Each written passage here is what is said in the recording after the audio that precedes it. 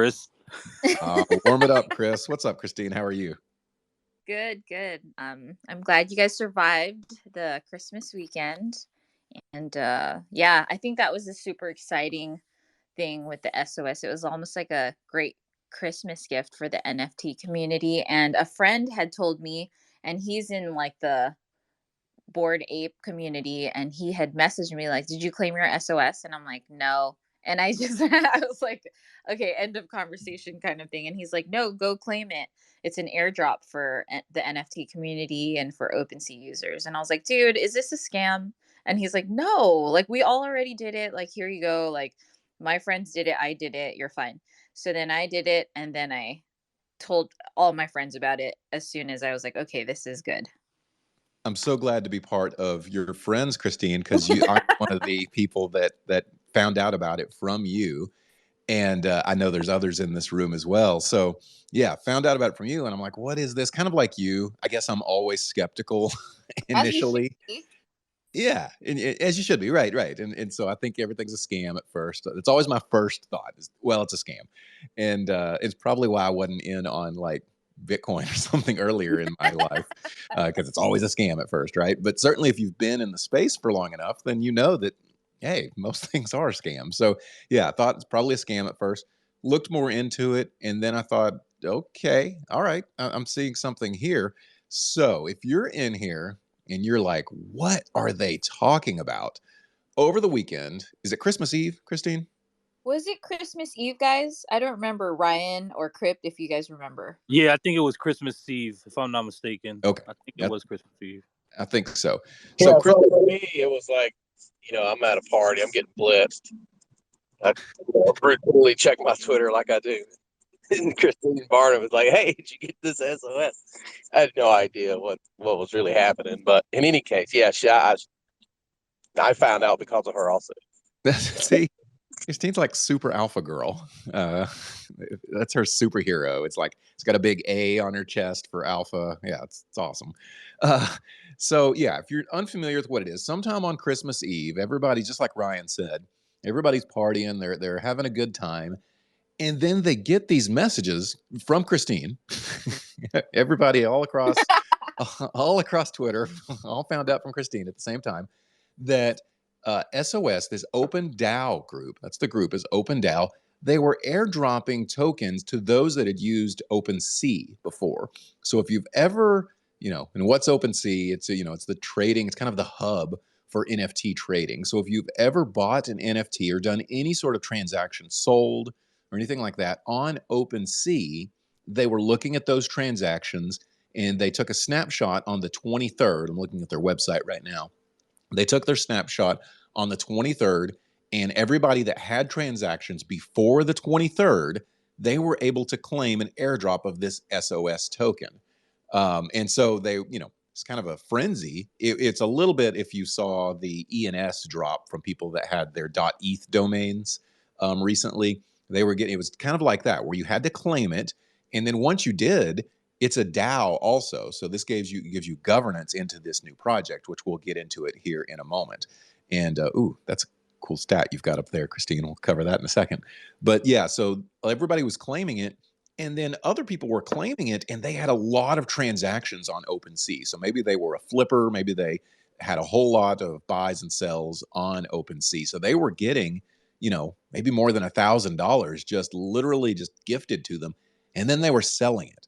And then came, and I'm kind of going over the weekend's events now, came the FUD. Okay. Oh, it's a scam. No big, it's nothing good. Yep.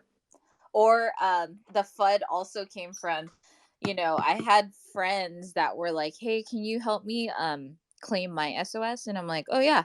And then so told them how to do it. And then I guess they weren't eligible, or they got like, I don't know, $5 worth or something. So the gas was way more. And then there came the FUD coming from them as well. Like, "Oh, this is crap. It's all hype. It's gonna die. Like, who cares about SOS?" I was like, wow. So was that mainly what I know I feel from talking to you, you've ran into more FUD than most on this. And do you feel like it's mainly people that just didn't get, maybe it wasn't what they hoped it would be monetary, dollar wise? I think so. I feel like it's people that weren't eligible, or you know, it wasn't what they hoped to be, like what you said, monetary wise, or they sold right away and before that pump, and they're pissed and they hate all of us. You know, I I'm not a flipper on OpenSea. Ryan, I know you've, done a lot. I don't know if you flip or not, but I know you'll do a transaction on OpenSea.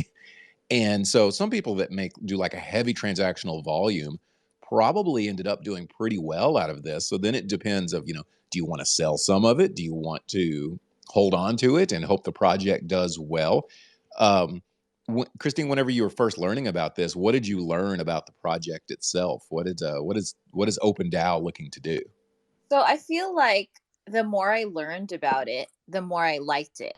So then I was like making a joke and I posted like, I was like, I'm an SOS maxi now, because I was like, I love that. First of all, I love the airdrop to the NFT community and like involving everyone in it, whether, they wanted to be part of it or not. It's like, hey, this is us. And they're applying pressure on OpenSea, from what I understood, to be a safer marketplace, to be more secure and offer a lot more security for people that trade with them, and to have like a token and to have, so it's a lot of pressure towards them because they're the main hub for NFTs, and they're also telling them, if you guys aren't going to do it, then we'll do it.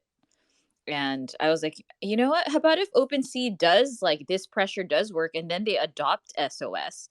That would make so much more sense. And then now, as you get to know SOS even more, a lot of NFT projects and developers and leaders in this space are starting to work with SOS. Like, hey, you know what? I'm going to drop a limited edition or a one of one, and you could only use SOS. We're gonna plan to do NFT drops with SOS holders. And it's like, whoa, like it's evolving a lot more than what their vision was in the first place too. And I think it's because they're welcoming everyone, and now they're having votes on their Discord too. So not truly a DAO yet. We're not like using our tokens to, give us more weight to our vote yet, correct? Yeah, the weight I don't think is there yet. It's like, just as long as you're a holder, what they're practicing right now in their Discord is, then you can vote. But I know that their vision is, the more token you have, the bigger vote you have. So as I think about this may be a new thing of Web3 that may be completely different from what we know in modern business. And what I mean by that, think about, I'm trying to think of an industry, the sporting industry. I don't know somebody that, Dallas Cowboy fans, which had a great little win last night, by the way. But yes. Yeah, if you had any of the Cowboys on your fantasy team, Christine, you did quite well.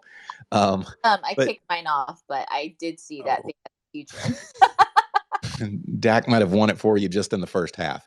But yeah, if I'm like wanting, all Dallas Cowboys season ticket holders for my advertising, maybe I'm making T-shirts or some sort of memorabilia, and I would want that list of all people that buy season tickets, because I would know that they are fans of the Cowboys, right? And I can't do that. The Cowboys aren't going to give me that list of season ticket holders. That's behind lock and key, and they don't publish those, nor would they want it to. But in Web3, that's different. It's an open blockchain. I can see everybody that's transacted with OpenSea and bought an NFT. So now this is a little different now that we have this open, everybody can see it blockchain. Now I can see, call it your customer list, even though it's all de-identified, but I can see your customer list and I can send every one of those customers something to give it value, to give my project exposure. And really, I mean, I think if that could be done in the regular centralized world, it would be, if we could, get hold of some of the names and addresses of, different ventures. But in Web3, this would be common. I got to jump in here because the timing is just so perfect. Yeah. What the OpenDAO has showed us is essentially the phone book of Web3. Yeah. Yeah. Oh, that's so true. It's a good way of putting that. And it's even more laser focused, right? Because it's not just the phone book of Web3, because not everybody in Web3 is completely NFT based. But this is even more laser focused to say, I want all Web3 customers that are really involved in NFTs. Where would I find a list of wallets that really love NFTs? It's OpenSea, right? I mean, that's 100%. If you like at least Ethereum based NFTs, you've probably done a transaction on OpenSea before. So it's completely, I like that analogy of it's the phone book of we know where to go for it now. And so we saw this done also with the ENS, with the web, with the domains, with the Ethereum based domains. If you've seen, I think Christine, I'm looking, do you still have? Yeah, Christine here and her name here. She has ChristineBarnum.eth. And, that's always, you can send money to ChristineBarnum.eth. And I invite you to do so if you feel so encouraged. But it's an actual web address. But people that actually got something like that, they were airdropped these ENS tokens. And so, same idea is, well, we want this ENS token to, get broad exposure. How do we get exposure? Well, we airdrop it to all the people that have got these .eth domains. And some people did very well on that. Here's my question to you guys. Is this going to become more common in 2022? I think so. Absolutely. Yep. It's going to be, I missed that ENS drop. I don't know if you guys were part of it. I missed it. I was bummed, but I was super happy for everyone that was part of it. And I'm like, how come nobody told me? But all right, I'll try to keep my ear to the ground on other things. And I'm glad we got this one, right? But this has shown, ENS and SOS has shown how wildly successful it could be to do something like this. So it's only time until all the other tokens and coins are going to be doing it. It's going to be like a copycat thing.